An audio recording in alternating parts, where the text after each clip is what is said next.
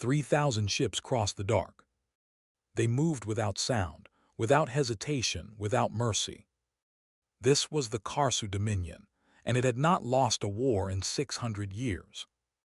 600 years is a long time to forget what fear feels like. The Dominion had forgotten completely. Their armada stretched across 40 kilometers of open space, hull to hull, a wall of black iron built from the bones of 19 conquered civilizations. Each ship carried the scars of old battles, battles the Dominion had won so thoroughly that the losing side no longer existed to remember them. At the center of that armada sat the flagship Threxa, 3 kilometers of command deck, weapons bay, and cold ambition. Its commander was Fleet Marshal Threxa, a being who had personally overseen the fall of 4-star systems. Threxa did not raise her voice. She never needed to. "Report," she said. Her tactical officer, a narrow-framed Kharsu named Osik, straightened at his console. "Scout drones confirm entry into the target system. 1 inhabited world. Designation. Local name is Earth. And its defenses." Osik checked the readout twice before answering. "Minimal Marshal, orbital density is low. Weapon signatures are primitive." Threxa allowed herself something close to a smile. It was not a kind expression. "Primitive," she repeated. "How refreshing." The Dominion had encountered 11 spacefaring species in its history. 9 had surrendered within a single engagement. 2 had resisted, and both were now listed in Dominion archives as extinct. Cause: correction. Earth was species number 12. No one in that armada believed it would be different. The briefing had taken place 3 days earlier, 400 light-years away, aboard the Dominion's forward command station, orbiting a dead world called Crescent Prime. Grand Marshal Bixar Thane, Supreme Commander of the Western War Fleets, had stood before a holographic display of the Sol system. Blue oceans, green continents, a single moon. "This world," Bixar said, "sits on the edge of Dominion expansion territory. It has resources we require: rare metals, water in abundance, a breathable atmosphere for our colonists." An aide spoke carefully. "Marshal, our scans of this species are incomplete. They have shown no interstellar activity." "Meaning?" "Meaning we know almost nothing about them." Bixar waved a clawed hand, dismissive. "We know enough. No fleet, no colonies beyond their own moon. Radio signals suggest a civilization still arguing over territory on a single planet." The aide hesitated before adding one more detail. "There is something strange in the historical scans, Marshal. 40 years ago, this species stopped broadcasting most of its military communications into open space." Bixar tilted his head. "Stopped broadcasting?" "Yes, Marshal, all at once, within the same year." For a moment, the command deck was silent. Then Bixar laughed, a short, dismissive sound. "A young species learned the concept of encryption. That is not a warning, that is adolescence." He turned back to the display, back to the blue and green world spinning slowly in the dark. "Fleet Marshal Threxa will take the 3rd Armada," he said. 3,000 vessels. This will not require more." No one in that room questioned the number. No one asked why a species capable of hiding its military communications for 40 straight years might be hiding something else as well. That question would come later. By then, it would be far too late to matter. Earth, at that moment, looked exactly like what the Dominion expected. Blue, fragile, quiet. Civilian air traffic moved over its cities the same as it had for decades. Fishing vessels crossed its oceans. Children walked to schools in 100 different languages, in 100 different countries, none of them aware that somewhere above the atmosphere, sensors older than most of those children were tracking an armada that outnumbered every warship humanity had ever built combined by a factor of 10. But 300 meters beneath the Nevada desert, in a facility that did not appear on any public map, a red light began to blink. A single officer, tired from a 12-hour shift, looked up at the sound. She read the alert twice to be certain. Then she picked up a phone that had not been used in real conditions in 38 years. "This is Site Command," she said. Her voice did not shake. "Confirmed hostile contact, Sol system perimeter, requesting authorization." There was a pause on the other end of the line. Then a single word came back, calm and absolute. "Authorized." Somewhere far above the surface of the Earth, a system that had waited 4 decades for this exact moment quietly opened its eyes. Phase 1 complete. The Third Armada crossed into the outer Sol system without incident. No challenge, no hail, no resistance. Fleet Marshal Threxa watched the empty space ahead of her ships and felt nothing but confirmation. "As expected," she said, "a species with no fleet cannot defend a system it does not control." Ossik, still at his console, frowned at his readings. "Marshal, I'm detecting very little. No orbital platforms, no visible shipyards, no military satellites of significant size." "Then this will be brief." Threxa had commanded the fall of 4 worlds. Each one had followed the same pattern: arrive, demonstrate force, demand surrender. If refused, remove the demonstration and replace it with destruction. She saw no reason Earth would be different. "Move the Armada into high orbit," she ordered. "Formation Kessenine, full visibility. Let them see exactly what has arrived." 3,000 ships shifted formation as one, an act of terrifying practiced precision.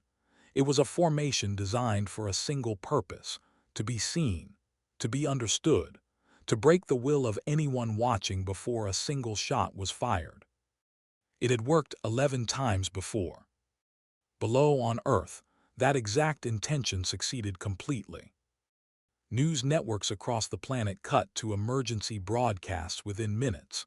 Telescopes, both professional and amateur, turned skyward, capturing the same impossible image over and over. A wall of alien warships, larger than anything humanity had built, filling the sky above 6 different continents at once. Cities went quiet, streets emptied. In some places, people simply stood outside and stared upward, unable to look away. In a war room beneath Colorado, a very different reaction was taking place. General Marcus Reyes, 71 years old, 3 decades removed from active field command, stood in front of a wall of monitors that had not shown real combat data in his entire career. He had trained for this moment since he was 31 years old. He had never truly believed he would see it.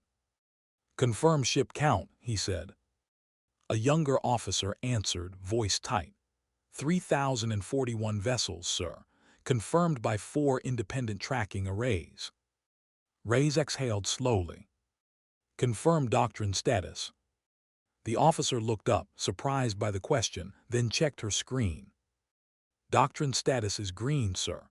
All phases remain operational." Reyes allowed himself one long breath before he spoke again. "Then everything we built," he said quietly, "was built for exactly this." He turned to the room. "Initiate Doctrine Ember. Authorization Reyes 11 Bravo." Across the planet, in locations that had never appeared on any satellite map, in facilities buried under mountains, beneath oceans, inside decommissioned mines that were never actually decommissioned, thousands of systems began to wake. None of it was visible from orbit. That was the entire point. Above the atmosphere, Fleet Marshal Threxa opened a channel toward the surface. It was Dominion tradition, a formality before conquest, a chance for the weaker species to understand its position before the killing began. Her voice, translated into every major human language simultaneously by systems that had done this 11 times before, echoed across every broadcast frequency on the planet. "People of this world, I am Fleet Marshal Threxa of the Kharsu Dominion. Your world has been designated for annexation. Resistance has, historically, changed nothing but the death toll. She paused the way she always paused, long enough for fear to settle in. You have 1 hour to surrender your governments to Dominion authority. After that hour, this fleet will begin planetary subjugation without further warning. The channel closed. On the bridge of the Vorn Kessa, Ossik glanced at his commander. Marshal, no response yet. There won't be, Threxa said.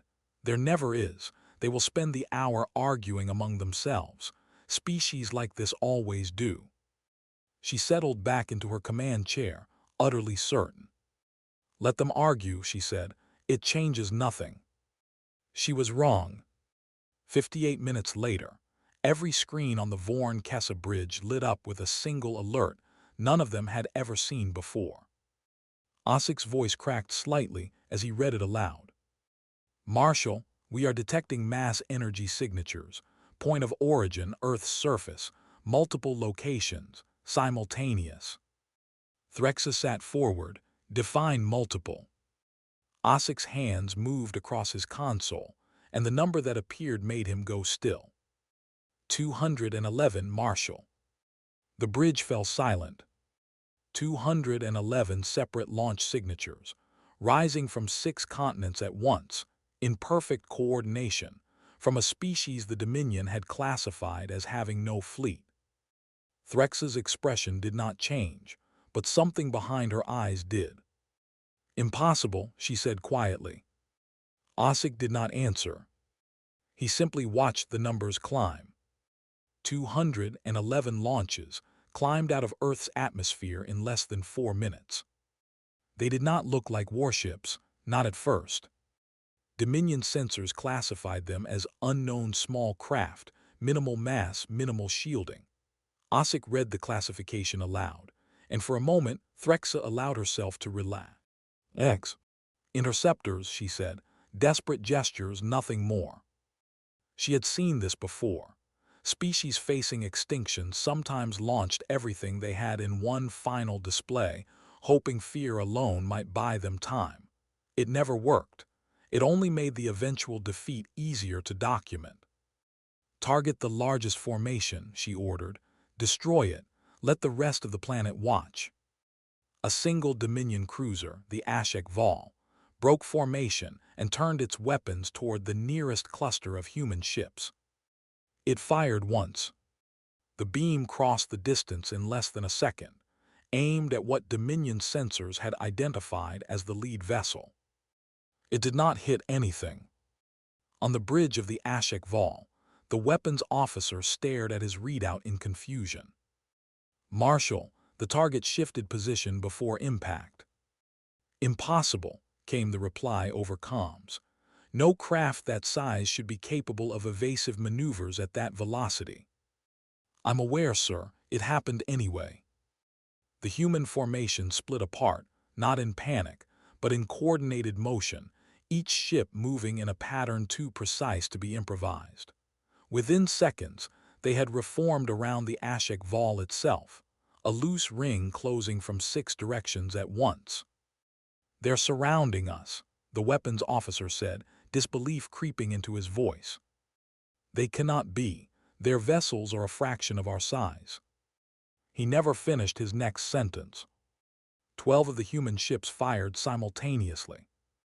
The HFY, a cruiser that had survived 3 separate campaigns and outmassed every attacking vessel by 20-1, lost its shield array in a single volley. 8 seconds later, it lost its engines.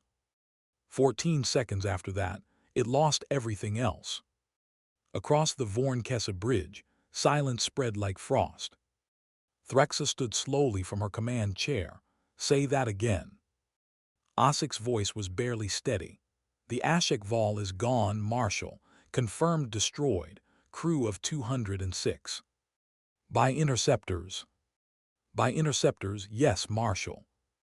Threxa stared at the tactical display, watching 211 small human vessels reform into a new configuration, a defensive shell expanding outward from Earth's orbit like a slow, deliberate exhale. "Recalculate their weapon output," she ordered. Ossic's hands moved fast across the console. When the numbers appeared, his throat tightened before he could speak them aloud.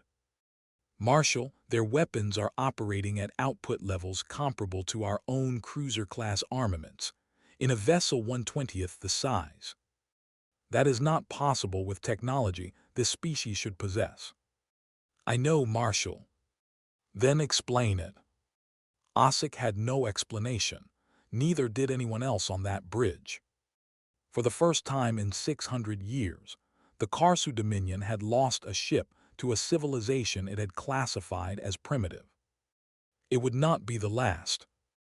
Below, in the war room beneath Colorado, General Reyes watched the same engagement unfold on a different set of screens, built from a different set of sensors, developed across 4 decades no one outside a handful of governments had ever known existed.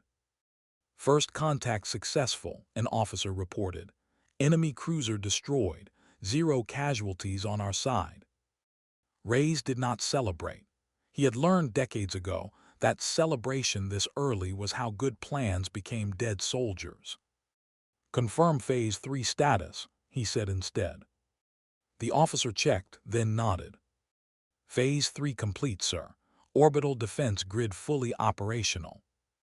Reyes allowed himself exactly one breath of relief. "Then it's time," he said, "for them to understand what they actually flew into." Aboard the Vorn Kessa, Fleet Marshal Threxa made a decision 600 years of unbroken victory had never prepared her to make. She ordered a full fleet retreat to a defensive perimeter. It was not surrender. It was not fear, not in the way she would ever describe it to her superiors. It was, she told herself, tactical recalibration in the face of unexpected variables. "Pull the fleet back to 80,000 kilometers," she said. "Full sensor sweep. I want to know exactly what we are facing before we commit another vessel." The order rippled through 3,000 ships, an armada built to conquer worlds now folding backward, away from a planet its own scans had called defenseless less than 1 hour earlier. Ossic worked in silence for several minutes before speaking again. "Marshal, I have something you need to see." Threxa crossed the bridge to his station. On the screen was a comparison, side by side. The Dominion's official intelligence file on Earth, compiled over decades of distant observation. And beneath it, a new reading taken in the last hour. The two did not match, not remotely. "Our intelligence said no fleet," Ossic said quietly. "No orbital defense, no advanced weaponry." He looked up at his commander. "Marshal, I don't think that intelligence was wrong by accident." Threxa stared at the numbers for a long moment. "You believe we were shown X? Exactly what they wanted us to see." "I believe," Ossic said carefully, "that this species has been hiding something for a very long time, and I believe today is the day they decided to stop. To understand what happened next, the Dominion would eventually need to understand what happened 40 years earlier. They would not have that understanding in time to save the Third Armada. 40 years before that day, Earth had been a very different world, divided, distracted, still arguing over borders drawn on maps that had not changed the fundamentals of the human condition in centuries. Then, in a single year, 17 separate space agencies detected the same anomaly. A signal, not a message. A pattern embedded in cosmic background radiation that should not have existed naturally, moving through the galaxy at a scale no human instrument had ever measured before. It took analysts 11 months to understand what they were looking at. It was a transmission, ancient, vast, not directed at Earth specifically, but sweeping past it the way a lighthouse beam sweeps past a single ship in a wide, dark ocean. Buried inside that transmission, encoded across a spectrum no civilization at Earth's level should have been able to decode, was a warning. This region of space is contested. Species designated level 3 or lower have a documented survival rate of 6% following first contact with expansionist powers. Prepare accordingly. It was not addressed to humanity. It had not been meant for humanity at all. Humanity intercepted it anyway. What followed was not announced. There were no press conferences, no international summits broadcast to the public. The leaders who understood what that signal meant made a decision quietly, and they made it fast. Dr. Alina Voss, then a 34-year-old physicist working for a joint research initiative, stood before a closed session of representatives from 19 nations. She did not raise her voice. She did not need to. "We have two options," she said. "We announce this to the public and watch panic dismantle every institution we would need to survive contact, or we act in silence for as long as it takes." A representative from the back of the room spoke up. "How long is as long as it takes?" Voss did not flinch. "Decades," she said, "possibly longer." The room was silent for a long moment.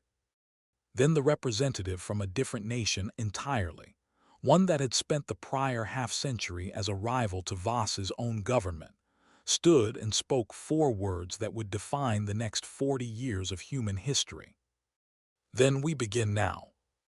What began that year was never given a dramatic name in official records. Internally, it was simply called the Continuity Program. 19 nations became 31 within a decade. National rivalries did not disappear, but for the first time in recorded history, they were quietly subordinated to a single, shared understanding. The sky was not empty, and something out there had already warned that most species like theirs did not survive first contact. Resources that should have taken a century to develop were compressed into 40 years through methods that would only become public long after the fact. Metallurgy labs that appeared on paper to be researching commercial alloys. Orbital construction programs disguised as satellite maintenance initiatives.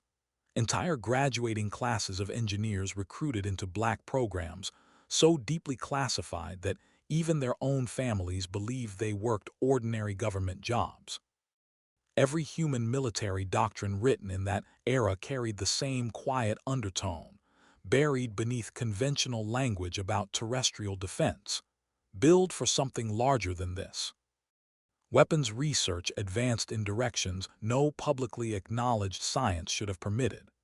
Energy shielding technology, originally theorized decades earlier and dismissed as impractical, was rebuilt from first principles by teams who had access to funding no legislature ever formally approved. Ships were built not in shipyards visible from orbit, but inside mountains, hollowed out over years under the cover of mining operations that produced suspiciously little ore. 211 of those ships had launched that day, in defense of a planet their builders had spent 40 years preparing to protect. They were not the full extent of what humanity had built. They were simply the first ships close enough to respond in time. Dr. Alina Voss, now 74 years old, stood in the same underground command facility beneath Colorado where General Reyes had given his orders less than 2 hours earlier. She had not commanded a single ship. She had never needed to. Her contribution had been quieter and in its own way larger. She had spent 4 decades ensuring the program survived changes in government, shifts in public mood, and the constant temptation, felt by every new generation of leadership, to believe the threat might never actual. Why arrive? It had arrived anyway.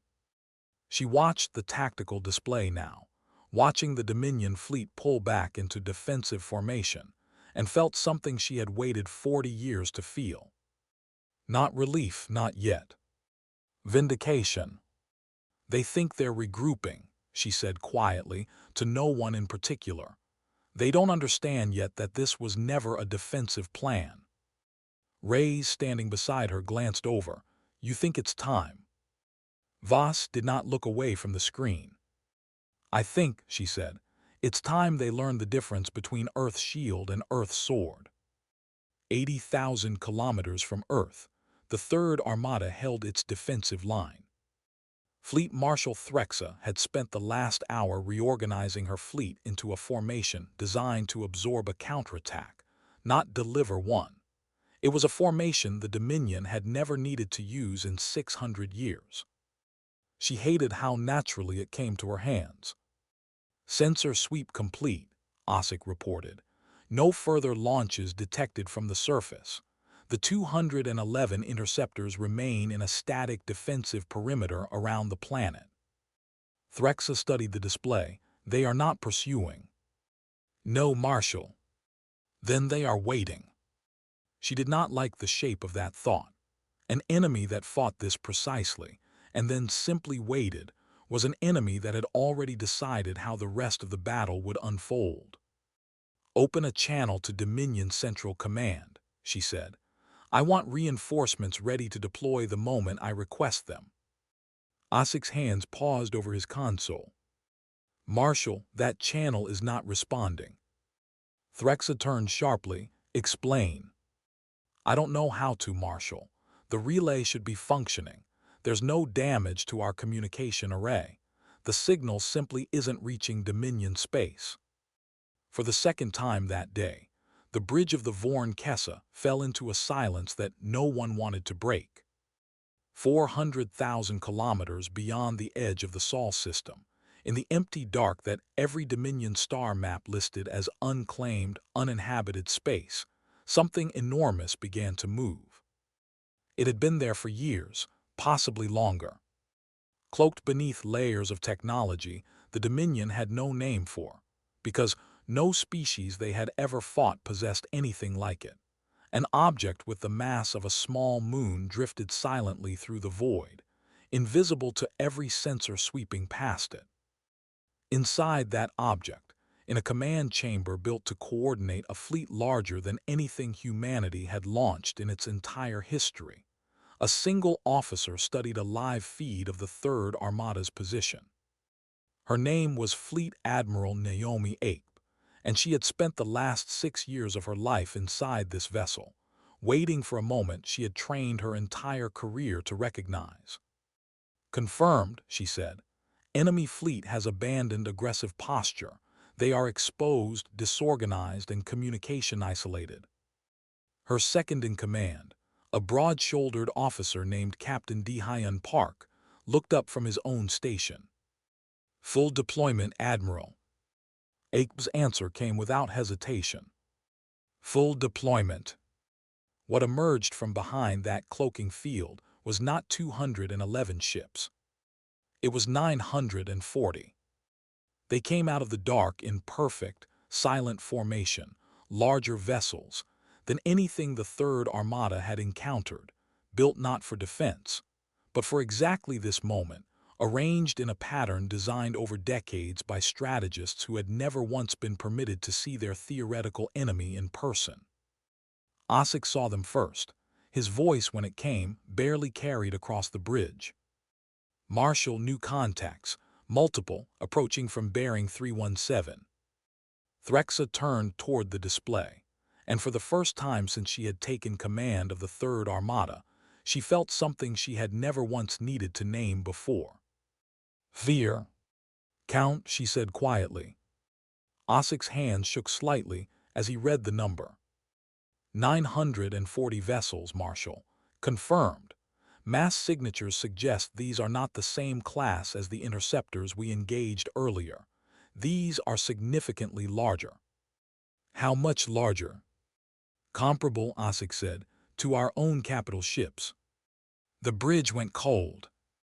940 capital-class vessels, from a species the Dominion's own intelligence had listed, less than 3 hours earlier, as possessing no fleet whatsoever.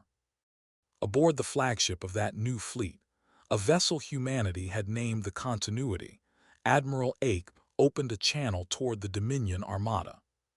Unlike Threxa's earlier broadcast, hers was brief. Kharsu forces, you entered this system under the assumption that Earth was undefended.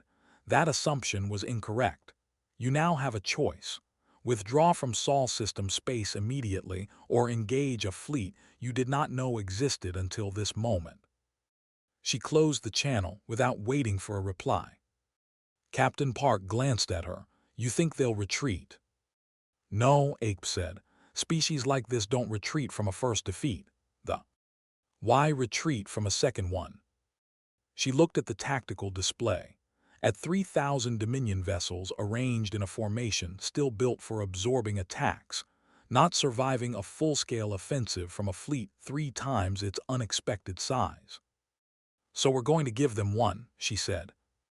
The engagement that followed would later be studied by every surviving Dominion tactician for the rest of their careers.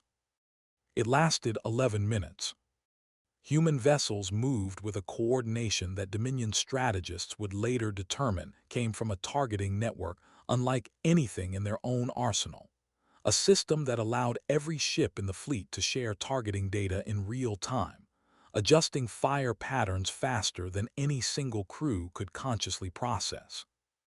Dominion cruisers, built for wars against enemies who fought in straight lines and predictable patterns, found themselves surrounded from angles their doctrine had never trained them to anticipate.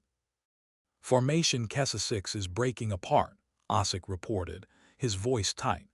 We're losing coordinated fire control across the eastern flank. Order them to regroup, Threxa said. They're trying, Marshal. The human fleet is targeting our communication relays first. Ship-to-ship coordination is failing across nearly a third of the armada. It was, Threxa realized with a cold and sudden clarity, exactly the same tactic her own fleet had used to conquer 4 previous worlds. Break the coordination, isolate the ships, destroy them one at a time before they could organize a unified response. Someone had studied Dominion tactics closely enough to turn them back on the Dominion itself. By the 7th minute, 40 Dominion vessels had been destroyed. By the 9th minute, that number had risen to 91. Threxa stood at the center of her bridge, watching a battle unfold that bore no resemblance to any conflict in 600 years of Dominion military history, and made the only decision left available to her. Full retreat, she said. All remaining vessels, immediate withdrawal from Sol system space. Ossick did not hesitate to relay the order. No one on that bridge questioned it. The Third Armada, an armada that had entered the Sol system 3 hours earlier expecting to conquer an undefended world, began a chaotic, desperate retreat toward the outer edge of the system, pursued by a fleet whose existence they had not even suspected until 11 minutes before. 91 ships did not make it out. 2,950 did, scattered, damaged, and utterly, permanently changed by what they had just witnessed. 400,000 kilometers from Earth, at the edge of the Sol system, what remained of the Third Armada gathered itself into a broken formation. Fleet Marshal Threxa stood at the center of a bridge that no longer felt like the command deck of a conquering fleet. It felt, for the first time in her long career, like the deck of a fleet that had survived something it should not have. Damage report, she said. Ossick's voice had lost the sharp precision it carried at the start of the day. 91 vessels confirmed destroyed. 163 vessels damaged beyond immediate combat readiness. Total personnel losses estimated at 19,400. 19,000 lives. In 11 minutes. Against a species the Dominion's own intelligence reports had called primitive less than 4 hours earlier. Threxa said nothing for a long moment. Pull our full sensor logs from the engagement, she finally said. I want every detail of what we just faced. What those logs revealed over the following hours dismantled every assumption the Dominion had built its approach to Earth upon. The interceptors that destroyed the HFY were not, as first believed, a desperate final gesture. They were a first line of defense, deliberately understated in scale, designed to draw an overconfident enemy into engagement range before revealing anything larger.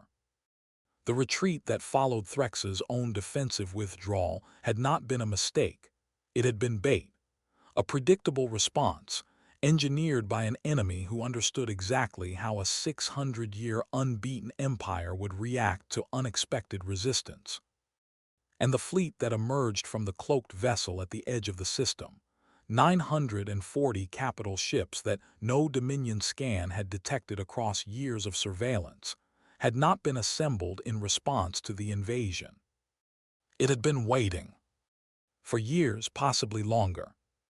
Ossik brought the final piece of intelligence to Threxa personally, unwilling to trust it to a general briefing. "Marshal, I cross-referenced our historical scans of this system, going back as far as our archives allow." He hesitated before continuing. "The cloaking signature on that vessel matches anomalies we recorded 11 years ago. We dismissed them as sensor error." Threxa's expression did not change, but something in her posture did. "They have been there for 11 years.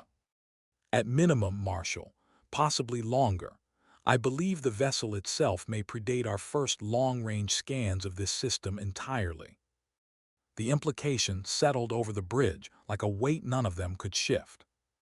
Grand Marshal Bixar Thane received the full report 4 hours later, delivered by a shaken communications officer who had never before had to explain a Dominion defeat of this magnitude. He read it twice before speaking. 91 ships, he said quietly.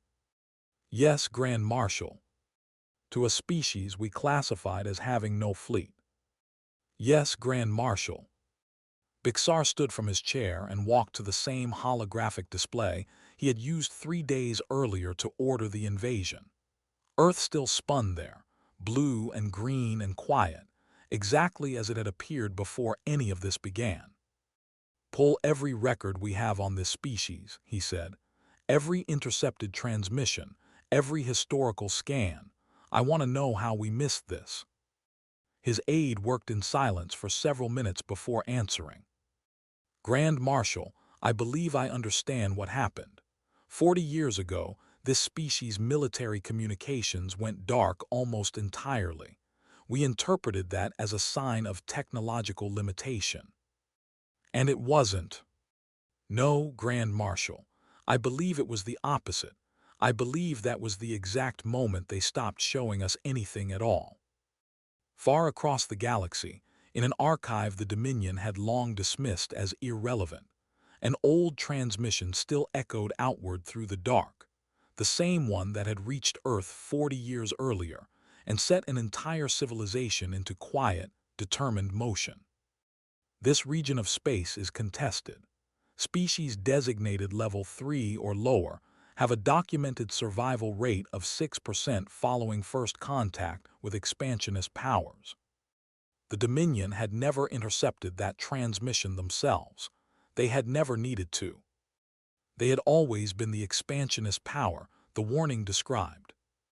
What they had never once considered, in 600 years of unbroken conquest, was the possibility that one of their targets might intercept that same warning first and spend 4 decades preparing not to survive contact, but to answer it. Aboard the Vorn Kessa, Fleet Marshal Threxa stood alone in her private quarters, reviewing the battle a final time before she would be required to file her formal report. She had commanded the fall of 4 worlds. She had believed, walking into this system, that Earth would become the 5th. Instead, she understood now, with a clarity that settled cold and permanent in her chest, exactly what had actually happened. The Dominion had not discovered an undefended world and attacked it. They had walked, confidently, arrogantly, and completely blind, into a trap that had been under construction since before most of her current officers were born. Every piece of intelligence they possessed on Earth, every scan, every intercepted signal, every year of quiet surface observation had been carefully, deliberately incomplete, not by accident, by design.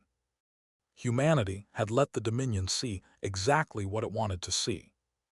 And the Dominion, certain in 600 years of unbroken victory, had never once stopped to ask why a species capable of hiding a fleet of 940 capital ships for over a decade would ever allow itself to appear weak.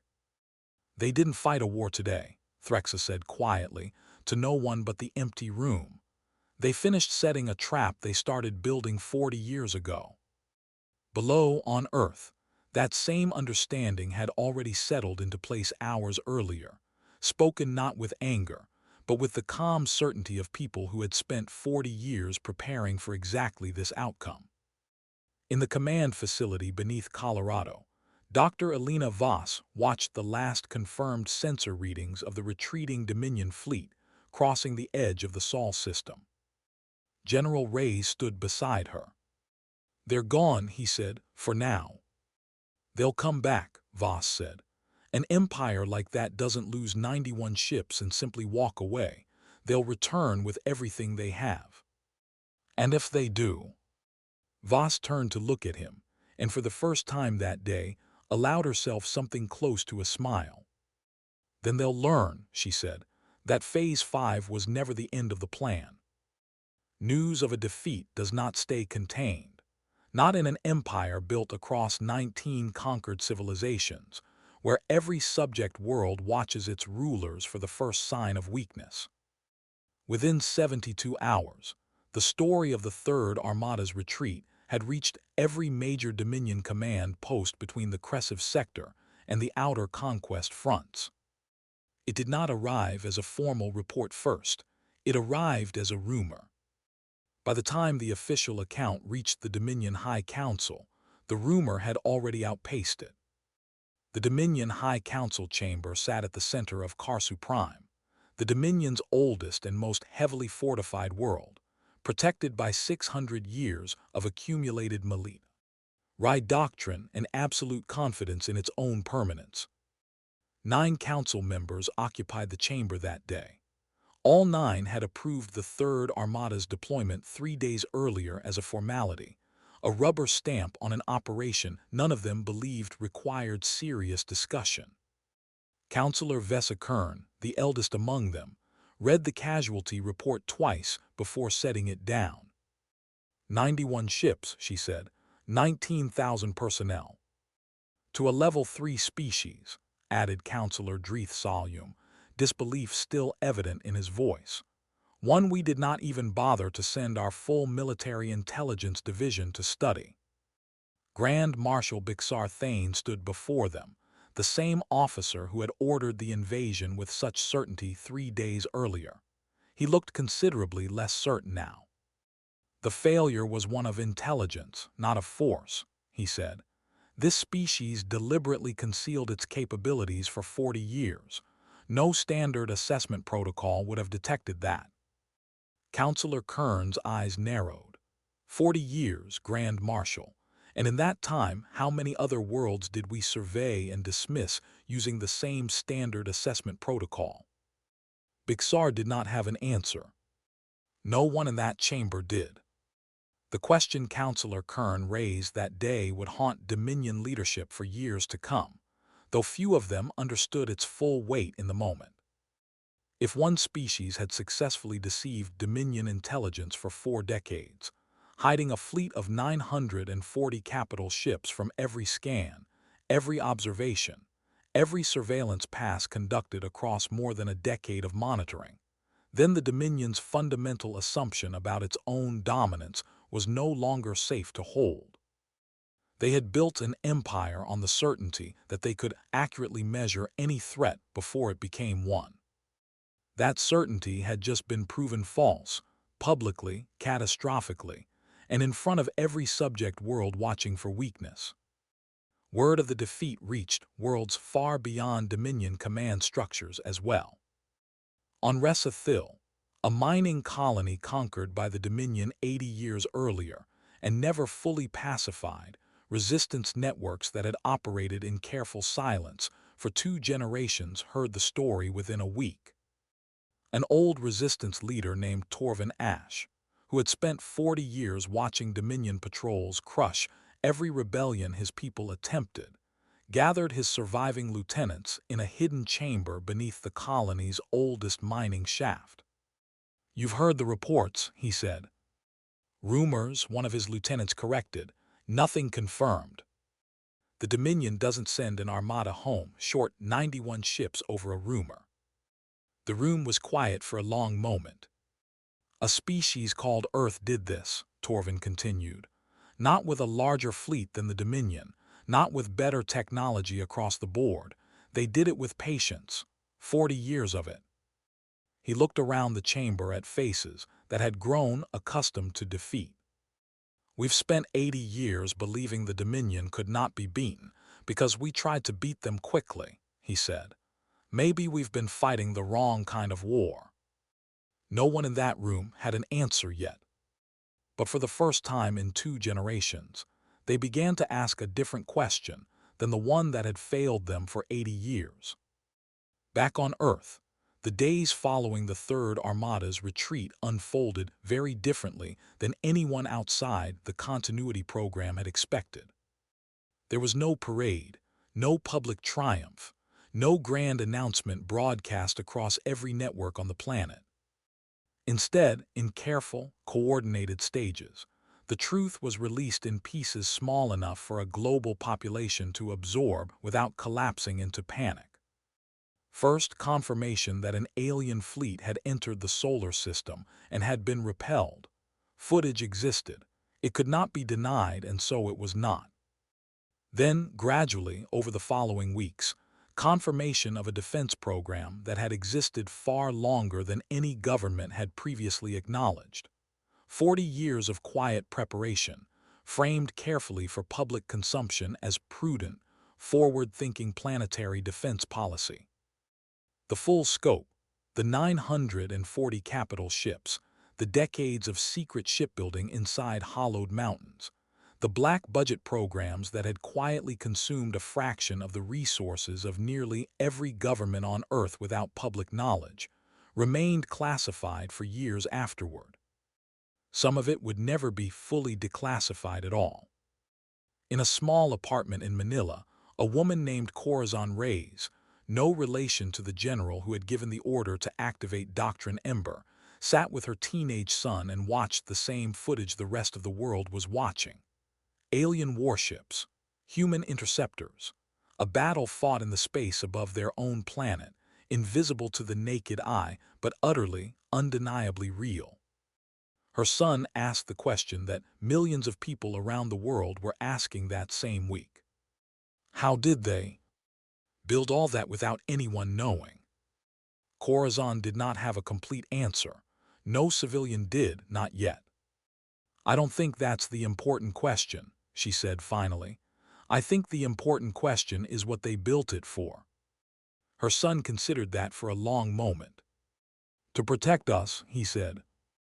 Corazon nodded slowly, watching the footage loop again on the screen.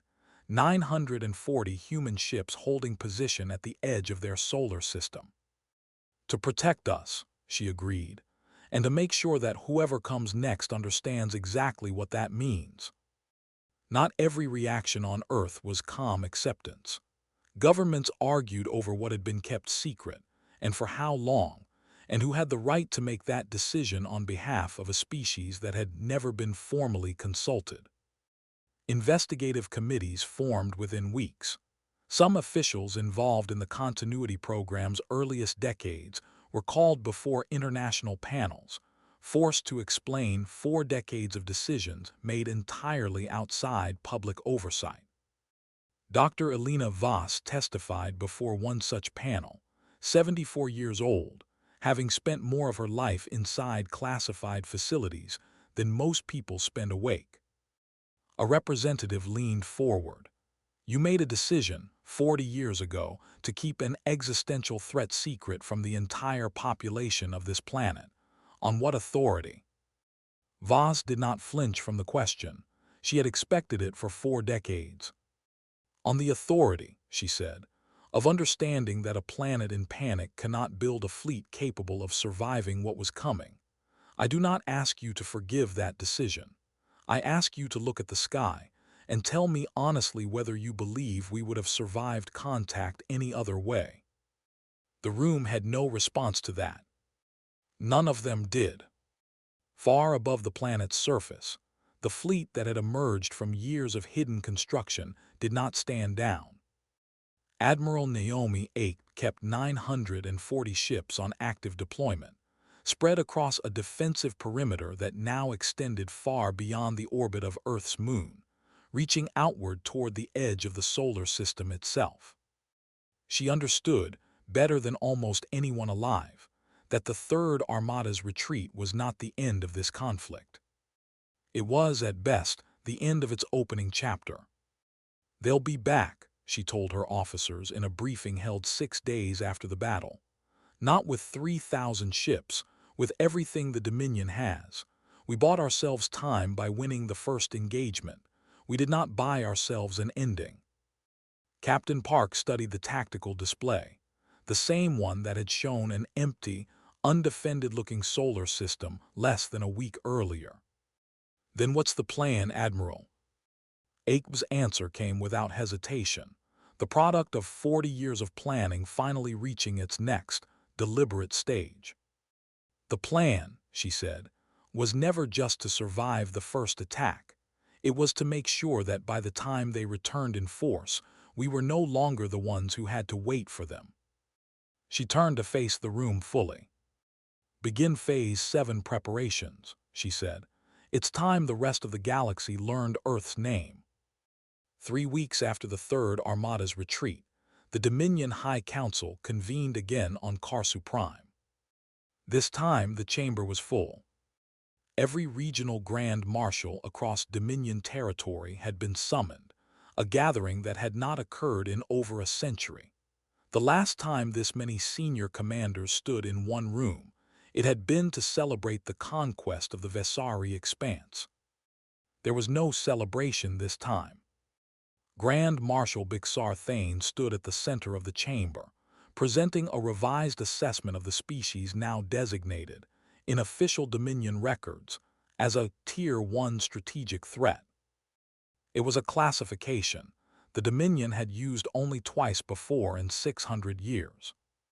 Both prior civilizations to receive it no longer existed. "The species calls itself humanity," Bixar said. "Their homeworld, Earth, sits within a system we previously assessed as low priority, low defense. That assessment was catastrophically incorrect." He gestured, and the display behind him shifted to show reconstructed footage of the battle, compiled from surviving sensor logs across the retreating fleet. "We have confirmed a minimum of 940 capital-class vessels in active deployment around their homeworld. We believe this number does not represent their full military capacity." A council member near the front leaned forward. "You believe there are more ships we have not yet observed?" "I believe," Bixar said carefully, "that this species has demonstrated a 40-year capacity for concealment that our own intelligence apparatus failed to detect even once. I would be surprised if 940 ships represented the entirety of what they have built." The chamber fell into an uneasy silence. Councillor Vesa Kern, who had questioned Bixar so sharply 3 weeks earlier, spoke again now, her tone different than before, less accusatory, more concerned. "What is your recommendation, Grand Marshal?" Bixar had spent 3 weeks preparing for this exact question. "Full mobilization," he said. "Not a punitive force, not an armada sized to conquer a single world. I recommend the deployment of the 7th, 9th, and 12th Battle Fleets, combined under unified command, a total force in excess of 31,000 vessels." The number landed in the chamber like a physical weight. 31,000 ships was more than the Dominion had deployed in any single campaign in its recorded history, including the wars that had built the empire in the first place. "That is nearly a third of our total military strength," another councillor said. "Yes," Bixar agreed, "and I believe it may still not be sufficient." The debate that followed lasted 6 hours. Some council members argued for restraint, for a smaller, more calculated response that would not strip Dominion defenses from other fronts. Others argued that anything less than overwhelming force risked a second humiliation, one the Empire's reputation across 19 subject worlds could not survive. It was Councillor Kern, in the end, who offered the argument that settled the chamber. "We have spent 600 years being feared," she said. "That fear is the foundation this empire stands on. Every subject world that has not rebelled in a generation has not rebelled because they believe resistance is pointless." She looked around the room slowly. "If we do not answer this species with overwhelming, undeniable force, every subject world watching will learn a very different lesson. They will learn that the Dominion can be beaten, and they will learn it from a species that beat us with a fraction of the fleet we are considering sending against them now." The vote, when it finally came, was unanimous. Full mobilization, 31,000 ships, every available resource the Dominion could commit without abandoning its other conquered territories entirely. It would take 4 months to fully assemble. Grand Marshal Thane would personally command it. In the quiet after the vote, as the chamber slowly emptied, Councillor Kern remained behind, studying the reconstructed battle footage still playing on the display. 940 human ships, moving with a coordination that still defied Dominion tactical models weeks later. Bixar approached her, uncertain why she had stayed. "You argued for the largest possible response," he said, "but you don't look satisfied with the decision." Kern did not look away from the screen. "I am not satisfied. I am simply out of better options." She finally turned to face him. "This species spent 40 years preparing for a war they were not certain would ever come. They built a fleet in complete secrecy, large enough to humiliate the Third Armada in 11 minutes. And their leadership, whoever authorized that program 4 decades ago, had the discipline to keep that secret for an entire generation without it ever leaking." She let that settle before continuing. "We are not sending 31,000 ships against a young, primitive species, Grand Marshal. We are sending them against an enemy that has already proven it understands patience better than we do." Bixar had no answer for that. He simply nodded and turned to begin the 4 months of preparation that would decide the fate of the Dominion's western frontier. News of the Dominion's mobilization did not stay secret for long. No mobilization on that scale ever could. Within weeks, human intelligence networks, quietly expanded over the same 40 years that had built the continuity fleet, confirmed what Admiral Ape had already assumed. The Dominion was coming back, not with 3,000 ships, with 10 times that number. She received the report in the same command chamber aboard the continuity, where she had ordered the fleet's first deployment weeks earlier.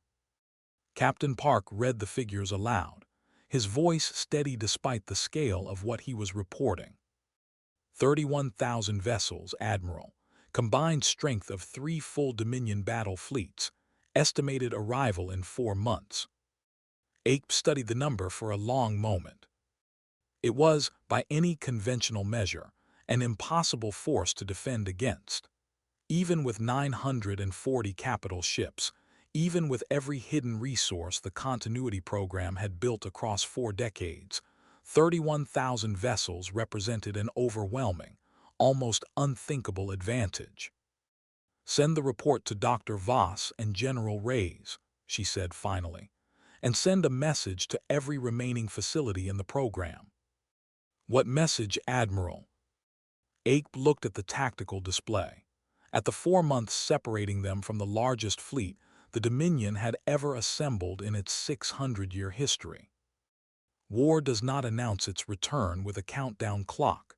It arrives in the quiet accumulation of small decisions, made every day, by people who understand exactly what is coming. Earth had 4 months. It did not waste a single week of them. In the mountains that had hidden shipyards for 4 decades, construction that once moved at the careful, patient pace of secrecy now moved at a pace built for survival. General Reyes toured 17 facilities in the first month alone, watching hulls that had taken years to build now being completed in weeks, workforces that had once numbered in the hundreds now numbering in the thousands, drawn from a global population that finally understood, in full, exactly what it was building toward. At a facility beneath the Ural Mountains, a shift supervisor named Katerina Sokolova watched a ship 3 times the size of anything her father had helped build during his own 30 years in the program. "How many more," she asked her floor lead, "can we finish before they arrive?" Her floor lead did not look up from his console. "As many as we have hands for." Katerina looked around the cavernous construction bay, at engineers who had come out of retirement, at university students recruited directly from graduation ceremonies into programs that, 4 months earlier, had not officially existed. "Then I suppose," she said, "we'd better find more hands." The scale of what happened across Earth in those 4 months would take historians decades to properly document. Nations that had spent the better part of a century in quiet rivalry found themselves sharing manufacturing capacity, engineering talent, and military resources at a scale no peacetime treaty had ever achieved. Not because old tensions had vanished, but because every government on the planet understood, with total clarity, what happened to worlds that faced the Dominion divided. Civilian industries retooled without complaint.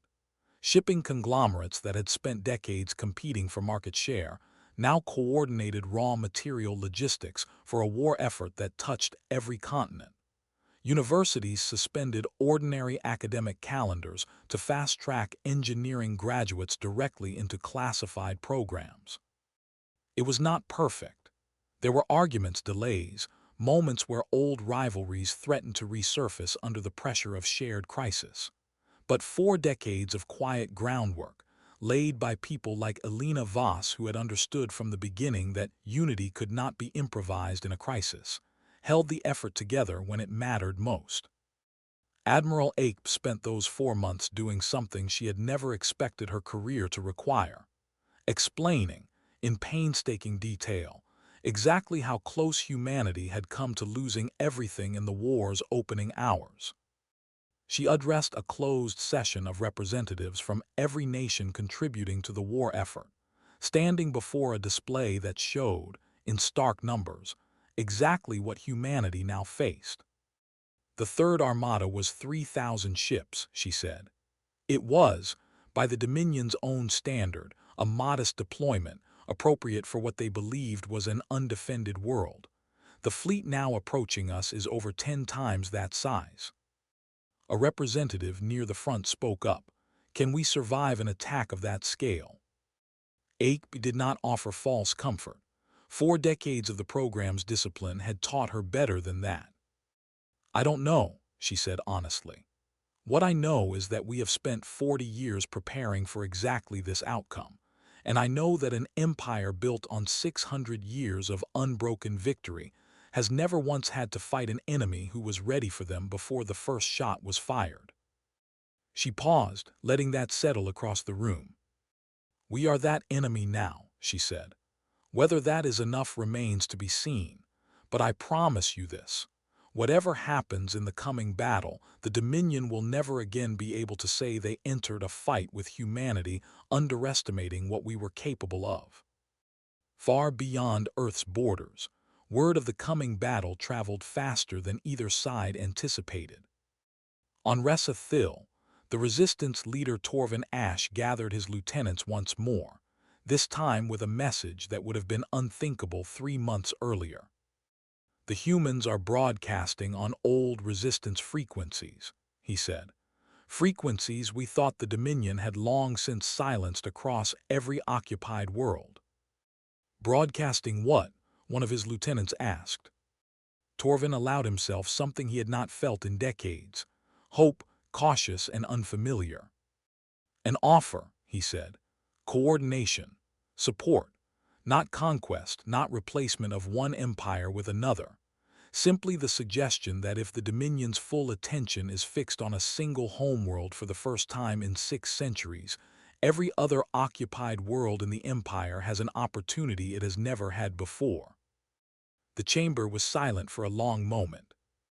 "You believe this is genuine?" "I believe," Torvin said slowly, "that a species willing to spend 40 years in patient preparation, rather than desperate, immediate resistance, understands something about long wars that we have spent 80 years failing to learn ourselves." He looked around the room at faces that had grown old fighting a war they had never expected to win. "I believe," he said, "it's time we listened." Similar conversations unfolded in different languages, across different star systems. On dozens of worlds the Dominion had conquered over 6 centuries and never fully pacified. Not every resistance movement responded. Not every occupied world believed the promises of a species they had never met, fighting a war of its own on the far side of the galaxy. But enough did. By the time the Dominion's 31,000-ship armada finished its 4-month assembly, quiet unrest had begun stirring across a dozen separate star systems. Small acts of sabotage, delayed supply shipments, communication failures that Dominion Command dismissed individually as unrelated technical faults. None of it was coordinated by Earth directly. Humanity had neither the reach nor the resources to orchestrate rebellion across an empire spanning 19 worlds. It did not need to. It only needed to prove that the Dominion could be beaten, once, in full view of every world that had ever wondered whether resistance was worth the cost. 4 months after the High Council's vote, Grand Marshal Thane stood on the command deck of his new flagship, the Dominion's Reckoning, and surveyed a fleet larger than any single force his empire had assembled in 600 years. 31,000 vessels, stretched across a formation so vast it required its own dedicated tracking systems simply to maintain coordination. "Confirm final assembly," he said. His new tactical officer, a cautious young Kharsu named Vesic, checked the readout twice. "Confirmed, Grand Marshal. All battle fleets report full readiness. We are prepared to depart for the Sol system on your command." Bixar studied the tactical display for a long moment, thinking of Fleet Marshal Threxa's final report, of 91 lost ships, of a species that had spent 40 years preparing for a war his empire had not known it was already fighting. "Set course," he said finally. "It's time to finish what the Third Armada started." Far behind that massive fleet, unnoticed by nearly everyone aboard it, a single Dominion support vessel quietly transmitted an encrypted burst toward a resistance contact on a conquered world 3 systems away. The message was brief, 4 words carried across the dark toward people who had waited generations to hear them. The Dominion Armada crossed into the Sol system on the 121st day after the High Council's vote. 31,000 ships, a wall of iron and weapons that stretched further than any single sensor array could fully capture in one image.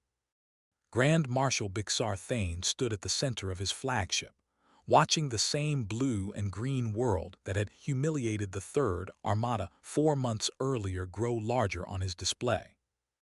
"No cloaking anomalies detected," Vesic reported. "No sign of the hidden fleet from the previous engagement." Bixar did not relax. "That means nothing. Continue full sensor sweeps. I want to know the moment anything changes." He had learned, in 4 months of preparation, not to trust the absence of a threat as evidence the threat did not exist. He was right not to. Earth did not hide this time. There was no need. The strategy that had won the first battle, patient concealment followed by devastating reveal, had already been spent. The Dominion knew what humanity was capable of hiding. A second deception of the same kind would never work twice against an enemy that had learned the lesson so completely. Instead, as the Dominion Armada crossed the outer edge of the system, every ship in humanity's fleet stood fully visible, arranged in open formation across the approach to Earth. 940 capital ships, 1,200 additional vessels completed in the 4 months since the first battle, thousands of smaller support and interceptor craft, drawn from every shipyard the continuity program had ever built. It was, by any measure available to either side, still a smaller force than the one approaching it. Admiral Ake had never expected it to be otherwise. "They outnumber us 14 to 1, Captain Park said quietly, studying the tactical display. "They do," Ake agreed. "Is that going to be enough of a gap for them to win?" Ake did not answer immediately. She was watching a separate readout, one that showed activity far beyond the edge of the visible battlefield, activity that existed nowhere in the Dominion's intelligence files, and would not exist there until it was far too late to matter. "Numbers," she said finally, "were never going to be how we won this war." The battle began the way the Dominion expected wars to begin, with overwhelming force, applied directly, against an enemy assumed to be simply outmatched. 31,000 ships Sioux arged forward in a coordinated advance, Grand Marshal Bixar's own doctrine built specifically around the lessons of the Third Armada's defeat. No arrogant single-line formation, no assumption of easy victory, a calculated, disciplined assault designed to overwhelm through sheer, unanswerable scale. For the first 11 minutes, exactly as long as the previous battle had lasted in total, it worked. Human losses mounted quickly against the sheer weight of Dominion numbers. 40 ships, then 80, then over 100 destroyed in an assault that no defensive formation, however well prepared, could fully withstand against a force 14 times its size. "They're pushing through our outer perimeter," Park reported, his voice tight. "We're losing ground across 3 separate flanks." Ake watched the numbers climb, her expression unreadable. "Hold formation," she said. "Do not commit the reserve fleet." "Admiral, if we wait much longer." "Hold formation," she said again, calm and absolute. "They need to believe this is working exactly as they planned." Grand Marshal Bixar watched the battle unfold from the command deck of the Dominion's Reckoning, with the first genuine confidence he had felt in 4 months. "Their formation is collapsing," Vesic reported. "Casualty rates on their side are climbing rapidly. At current projections, their fleet will be reduced to non-functional strength within 30 minutes." Bixar allowed himself, for the first time since taking command of this campaign, a moment of certainty. "Continue the advance," he said. "Full commitment across all 3 battle fleets. I want this finished before they can attempt whatever trick cost us the Third Armada." It was, he would later understand, the exact moment the trap closed around him. At the 91st minute of the battle, with human losses standing at 412 ships and Dominion forces pressing deep into what appeared to be a collapsing defensive perimeter, Admiral Ake gave the order she had spent 4 months and, in truth, 40 years, preparing to give. "Now," she said, "full reserve deployment, all remaining assets, every ship we have." What emerged was not another fleet of capital ships. It was something the Dominion sensors struggled, for several critical seconds, to even properly classify. Thousands of smaller vessels, faster and more numerous than anything either side had fielded so far, poured out from concealment points scattered across the entire system, not from a single hidden location, but from dozens, positioned years in advance around moons, asteroid fields, and derelict structures the Dominion's own scans had long ago dismissed as empty debris. "Impossible," Vesic said, staring at the readout in front of him. "Marshal, I'm reading over 6,000 additional contacts, origin points across the entire system." Bixar felt, for the second time in his career, and the first time on his own command deck, the cold weight of understanding exactly how thoroughly he had been outmaneuvered. "They didn't build one fleet," he said quietly. "They built dozens of hiding places and scattered a fleet across all of them." What followed was not a battle in the way either side had understood the term before that day. The Dominion's massive, disciplined advance, so effective against a single concentrated defensive line, found itself suddenly surrounded from every conceivable angle, small, fast human vessels striking from positions no tactical model had accounted for, retreating before Dominion return fire could properly target them, then striking again from an entirely different vector seconds later. It was not a war of overwhelming force against overwhelming force. It was a war of patience against panic, 4 decades of careful preparation, unleashed in a single, coordinated moment against an enemy that had committed everything it had to a battlefield it no longer fully controlled. "Formation integrity is failing across the entire fleet," Vesic reported, his voice rising with something close to panic. "We cannot maintain coordinated fire control. Their smaller vessels are inside our own formation." Bixar stared at the display, watching 31,000 ships, the largest single force his empire had assembled in 600 years, begin to fracture from within. "Regroup," he said. "Full retreat to defensive." "Marshal, there is nowhere to retreat to. They're everywhere." The battle lasted 6 hours in total, the longest single engagement in Dominion military history, and by its end, the numbers told a story that would be studied by military strategists across the galaxy for generations to come. 4,112 Dominion vessels destroyed. Human losses stood at 793 ships, a devastating cost by any measure, but a fraction of what the initial engagement's opening minutes had suggested was inevitable. Grand Marshal Bixar Thane, watching the tactical display aboard a F. flagship that had somehow survived the engagement, understood with complete and permanent clarity that his empire's assumption of unbeatable dominance had died somewhere in the 6 hours behind him. "Order the full retreat," he said quietly. "All remaining vessels, immediate withdrawal from Sol system space." No one on that bridge questioned the order this time either. Word of the battle's outcome reached the Dominion High Council within days, and reached the dozen unsettled subject worlds already watching the conflict within hours after that. On Resathil, Torvin Ash received the confirmation through the same old resistance channels that had carried humanity's first quiet offer of support 4 months earlier. He gathered his lieutenants one final time in the chamber beneath the old mining shaft, and read the report aloud with a voice that, for the first time in 80 years of quiet, grinding resistance, carried something other than exhausted determination. "They held," he said, 4,000 ships in a single engagement against a force 14 times their own size. The chamber erupted into a sound that had not been heard in that room in 2 generations. Hope spoken aloud, without fear of what it might cost to feel it.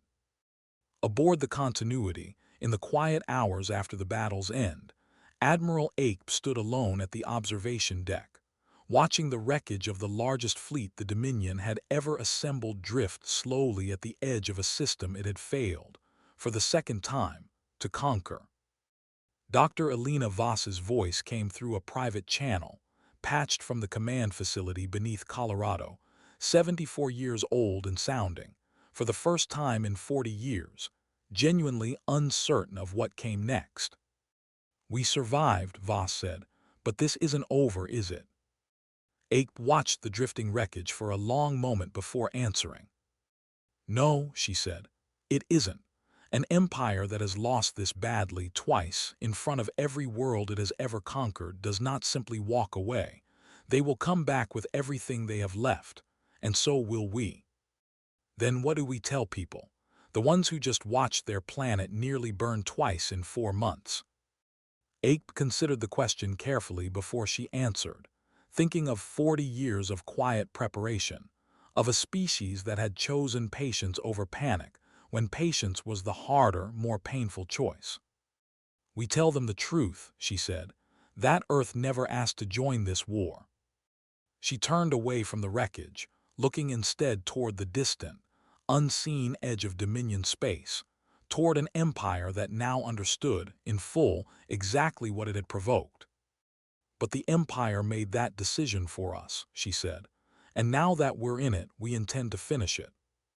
Far across the galaxy, in the Dominion High Council chamber on Kharsu Prime, Counselor Vesa Kern stood before a room that had gone almost entirely silent, reading a casualty report that no one in 600 years of Dominion history had ever expected to see. 4,000 ships, she said quietly, lost to a species that did not exist in our strategic considerations 2 years ago. She set the report down and looked around the chamber at faces that, for the first time in her long career, showed something she had never seen on a Dominion Council member before. "Doubt. We built this empire," she said, "on the belief that we could not be stopped. That belief has now been tested twice by the same small, patient, unyielding world, and it has failed twice." She looked toward the display, toward the distant blue and green planet still spinning quietly at the center of a war it had never sought. "I do not know if we can still win this war," she said. "But I know this. Whatever comes next, we will never again make the mistake of believing a species is weak simply because it has chosen, for a time, not to show us its strength." The chamber remained silent for a long moment. Then, from the back of the room, a single voice, tired and uncertain, asked the question that would define the next chapter of the Dominion's 600-year history. What if they were never the ones who needed to fear us? No one in that chamber had an answer. Earth did not ask for this war. It did not seek out an empire 600 years in the making, did not provoke a fleet that had conquered 19 worlds without ever once being forced to retreat. It simply survived long enough to be found. And when it was found, it answered, not with the desperate courage of a species caught unprepared, but with the quiet, patient certainty of one that had spent 4 decades refusing to be caught unprepared at all. The Dominion arrived expecting a world it could take in a single afternoon. It left twice, having lost more ships in 2 engagements than in the previous 600 years combined. Somewhere above a small, blue world at the edge of a war it never chose, a fleet built in silence for 40 years now stands in the open, no low. Unjur hidden, no longer waiting. The Empire made its decision the day it crossed into Sol system space. Humanity simply decided how the story would end. Numbers do not fight wars, people do. Behind every ship in humanity's fleet, behind every statistic recorded in Admiral Ape's tactical reports, there was a person who had spent years, sometimes decades, preparing for 6 hours that would decide whether their species had a future at all. Lieutenant Commander Amara Akafer was 29 years old when the Third Armada arrived. She had joined the continuity program at 19, recruited out of a flight academy that told its students only that they were being groomed for advanced orbital defense, never mentioning what, exactly, they were meant to defend against. She found out on her first day of active deployment, standing in a briefing room 300 meters beneath the Nevada desert, watching footage of 3,000 alien warships crossing into her solar system. She had 11 minutes to process that information before she was in a cockpit. "Formation Cassinine detected," her flight lead said over comms, voice steady despite everything. "Standard defensive spread, just like the simulations." Amara had run that exact simulation 400 times over 6 years of training. She had never believed, not truly, that she would fly it for real. "Copy," she said, falling in. Her ship, one of 211 interceptors that made up humanity's first line of defense, moved into position beside 11 others, forming a pattern so thoroughly drilled into her muscle memory that her hands moved before conscious thought caught up. When the Dominion cruiser HFY fired its first shot, Amara's ship was already 300 meters from where the enemy targeting computer expected it to be. "Contact missed," she reported, disbelief and relief tangled together in her voice. "We're clear." "Copy that," her flight lead answered. "Converge on target, do exactly what we trained for." 12 human ships fired together, and Amara watched a vessel 20 times the size of her own interceptor lose its shields in a single volley. She did not celebrate. She had been trained for 6 years, not 2. There would be time for that later if there was a later at all. "Target down," she said instead, reforming for next engagement. 4 months later, in the second battle, Amara Akafer was no longer a rookie pilot flying her first live engagement. She was a squadron commander, leading 40 interceptors into a formation designed to draw a Dominion advance deep into a killing zone that had taken 4 months to construct.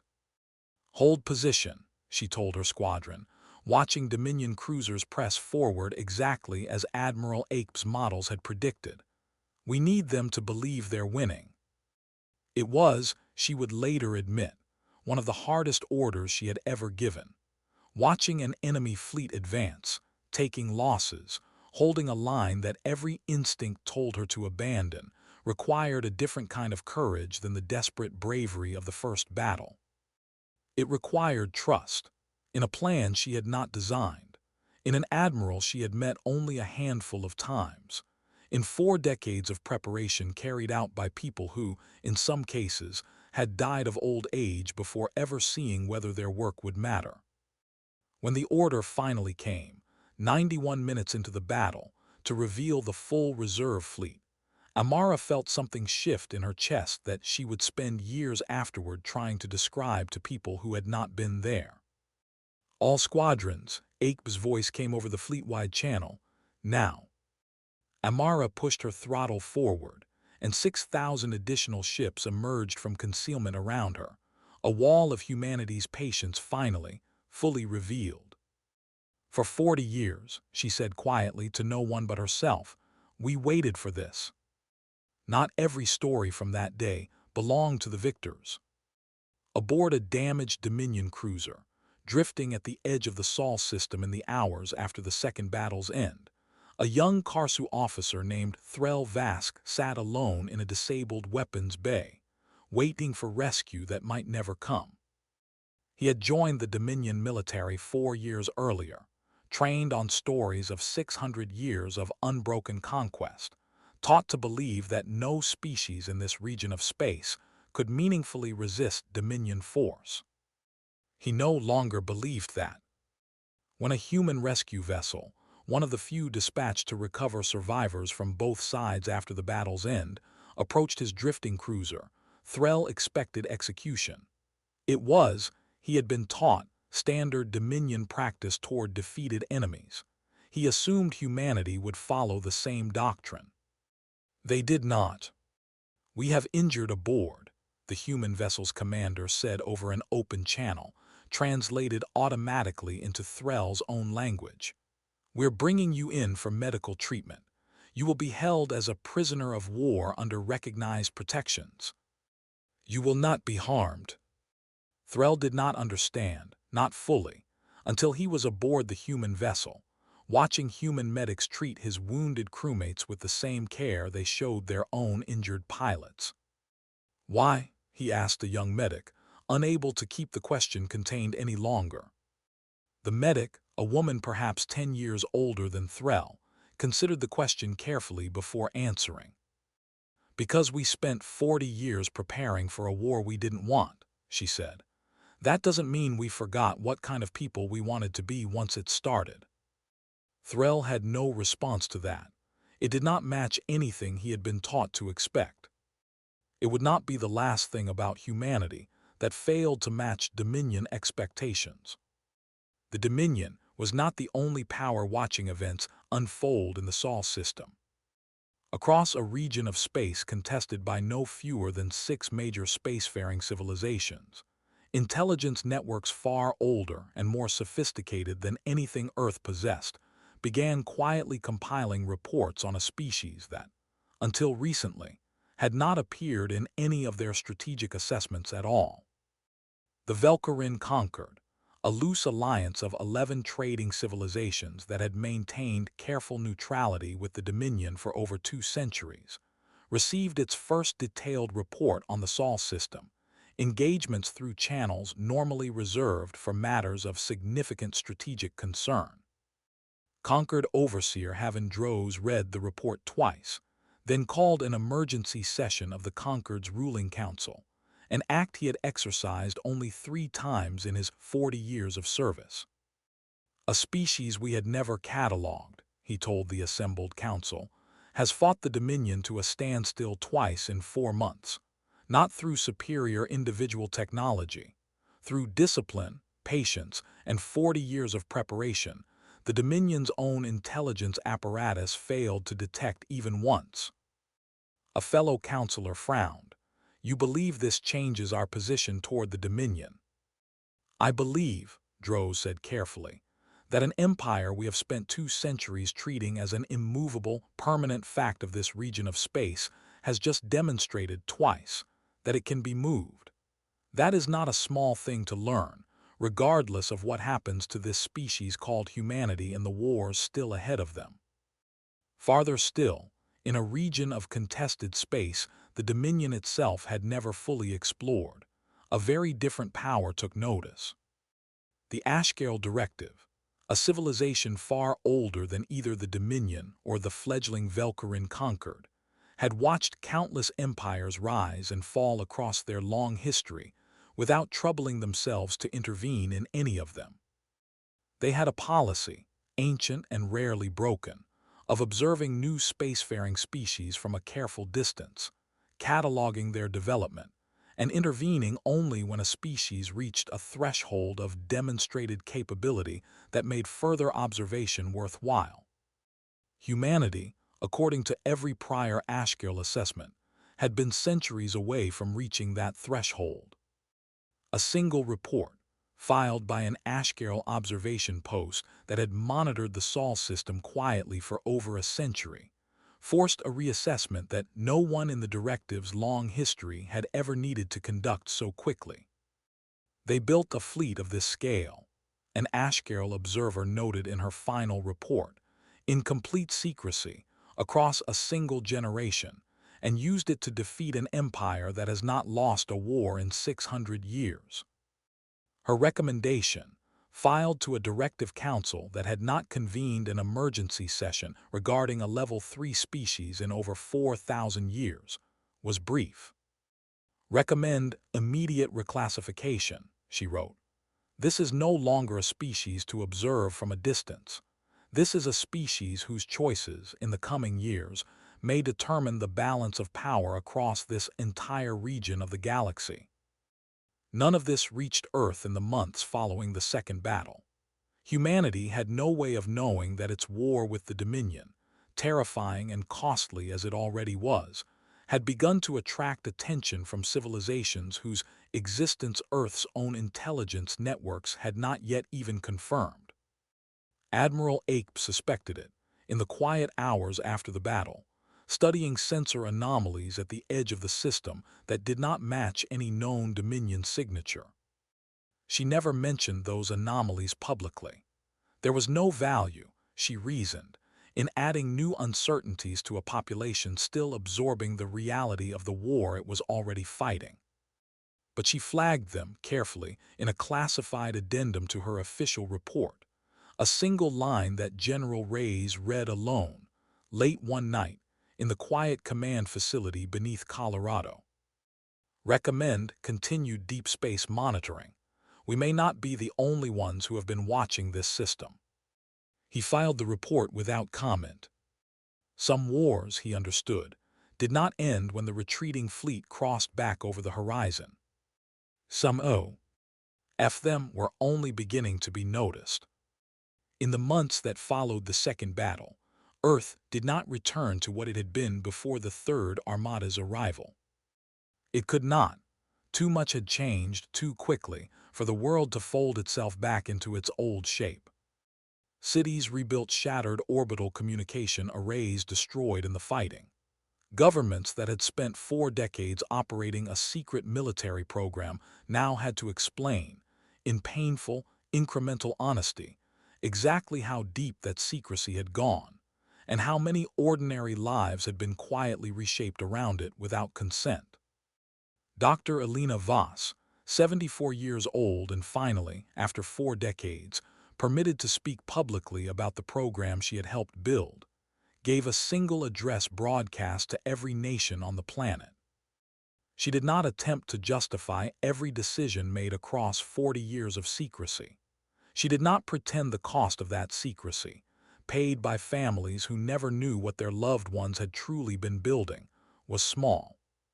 We made a choice 40 years ago that this species would rather survive with hard questions to answer afterward than die with none at all, she said. I do not know if that choice was right. I know only that we are still here to argue about it.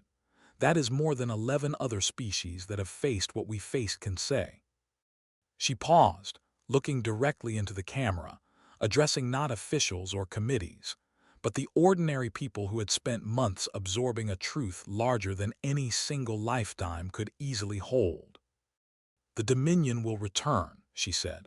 When they do, they will not find a divided world arguing over what should have been done differently 40 years ago. They will find a species that has already decided together what it intends to do next.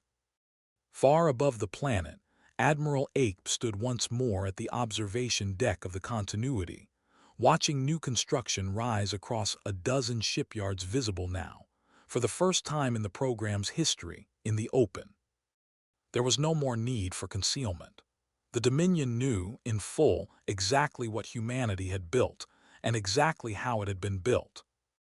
The next phase of the war would not be won through secrecy.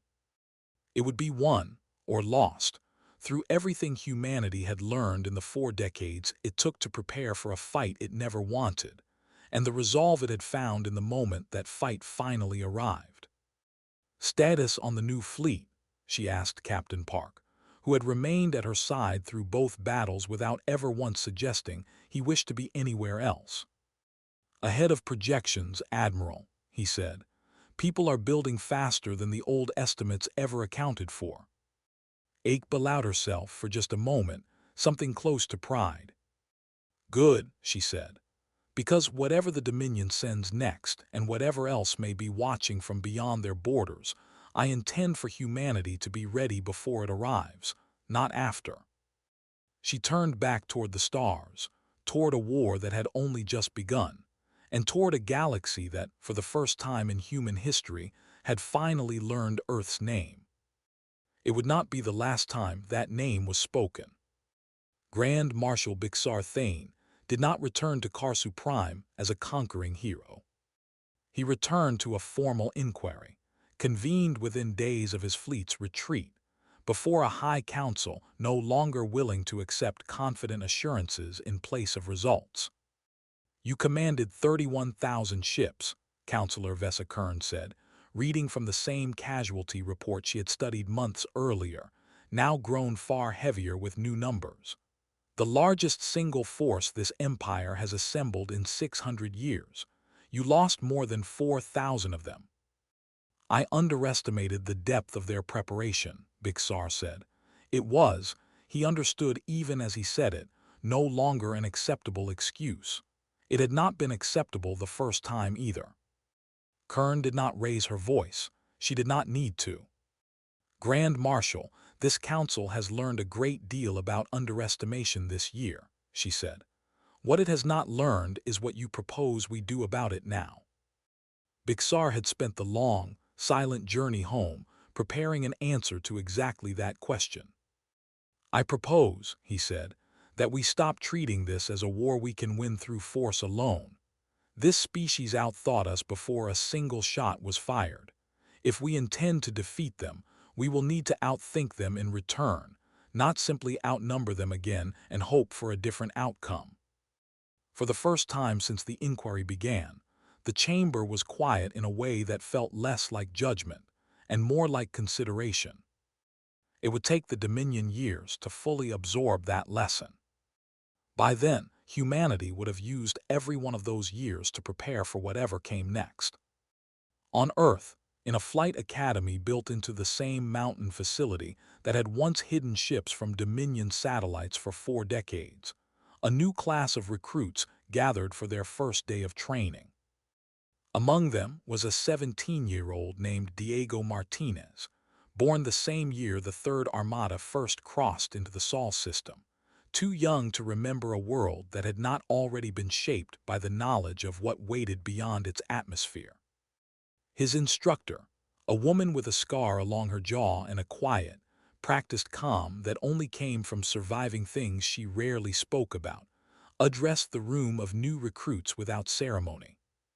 Some of you have asked why we still train as hard as we did during the worst days of the war, she said. The Dominion retreated. Some of you believe that means the danger has passed.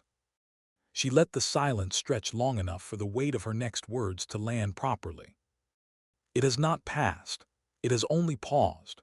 Somewhere out there, an empire that has never lost a war in 600 years is deciding, right now, how it intends to make sure it never loses to us again. We do not have the luxury of assuming they will fail simply because they failed twice already. Diego raised his hand. Ma'am, were you there during the second battle?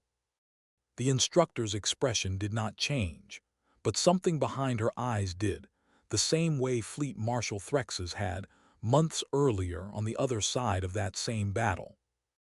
I was, Lieutenant Commander Amara Akafer said, and I intend to make sure every one of you is ready long before you ever have to find out what that day was like. Far beyond the edge of the Sol system, in the quiet, patient dark that had hidden 940 ships for over a decade before anyone needed them, new construction continued without pause. Not in secret this time, not hidden behind decades of careful concealment.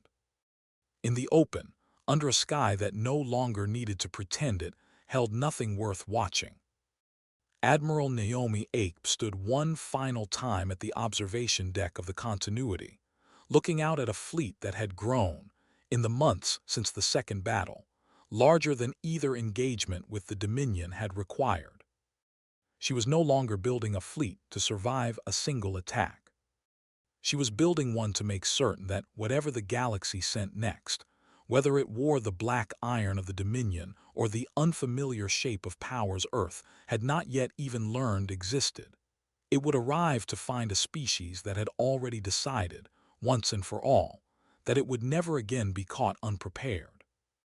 Admiral, Captain Park said quietly, joining her at the viewport, the Council wants a statement, something for the public record, something that captures what all of this has meant.